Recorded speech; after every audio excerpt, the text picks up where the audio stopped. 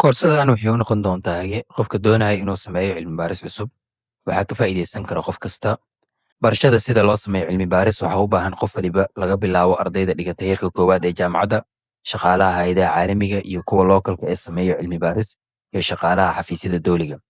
Waxaad ku baran doontaa koorsadan sida loo adeegsado toolska kala duwan ee cilmi baarista, kuwa lagu soo aruuriyo xogta cilmi baarista data collection, kuwa lagu falanqeeyo xogta data analysis, sida topic cilmi baaris loo doorto, goobaha laga baaro, sida loo qoro proposal loona soo bandhigo natiijada cilmi baarista. Maxaa koorsigan ka dhigay mid gaar ah? Kow, waxaa lagu barayaa si tilaabaha qaabka loo sameeyo cilmi baaris iyadoo practical ah loona qoro buugga difaacashada.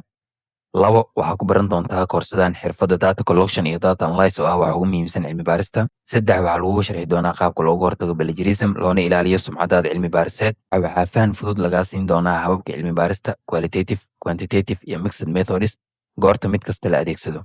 Shan, waxaa si practical ah lagu tusin doonaa sida loo qoro research proposal iyo research report loona soo bandhigo natiijada cilmi baarista marka la dhammeeyo. Chapterskay ka kooban tahay koorsadu qofku qaadan doono. Chapter koowaad waxaa lagu bari doonaa si guud introduction waa cilmi baarista.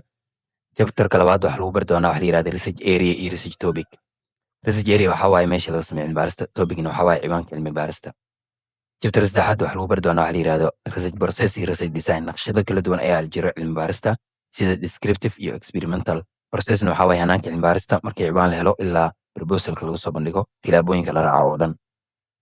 Chapterka afraad waxaa lagu bari doonaa wax la yiraahdo research problem iyo research methods. Research problem waxaa waaye dhibaato cilmi baarista. Cilmi baaris lama samayn karo iyadoo aan dhibaato jirin.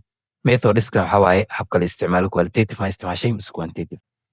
Cutubka shanaad waxaa lagu bari doonaa wax la yiraahdo data collection iyo data analysis, sida xogta loo soo aruuriyo iyo sida loo falanqeeyo. Cutubka lixaadna waxaa lagu bari doonaa wax la yiraahdo population iyo sample population waxaa waaye dadka guud ee cilmi baarista ka qayb qaata, samplena waxaa waaye tirada adiga aad ka xulatay. Cutubka toddobaadna waxaa lagu bari doonaa wax la yiraahdo proposal iyo research report. Research proposal waxaa waaye marka la rabo in cilmi baaris la sameeyo oo fani loo aruurinayo wax la soo bandhigo. Reportna waxaa waaye si guud marka cilmi baaristaada aad samaysid aad soo bandhigi doontaa. Chapterka sideedaadna waxaa lagu bari doonaa wax la yiraahdo research chapters, inta dhammaan uu ka kooban yahay buugga cilmi baarista la qoro haddii noqoto thesis ama cilmi baaris si guud iyo wax lagu qoro chapter walbo.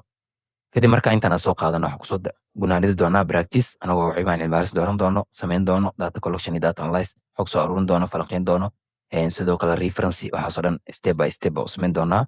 Proposalkii waa samayn doonaa asagna iyo research report intaba. Yaa loogu talagalay koorsadan oo baran kara marka ardayda jaamacadda ay ku jiro sanadkooda ugu dambeeyay ee diyaarinaya buugga difaacashada ay ka faa'iideysan karaan. Lambar laba, qof kastoo danaynaya xirfadda cilmi baarista si uu ugu isticmaalo shaqo ama ganacsi u gaar ah wuu baran karaa. Saddex, shaqaalaha NGOska dadka la shaqeeya hay'adaha caalamiga haddii ay noqdaan kuwa internationalka ama localka way baran karaan. Afar, shaqaalaha dowliga dadka ka shaqeeya xafiisyada dowliga sida wasaaradda qorsheynta iyagana way ka faa'iideysan karaan koorsada. Faa'iidooyinka uu heli doono qofka baranaya marka koorsadan wuxuu heli doonaa marka koowaad dhammaan toolska loo adeegsado cilmi baarista oo hal fayl loogu diyaariyey sida data collection tools, data analysis tools iyo kuwa lagu baaro xogta cilmi baarista research tools.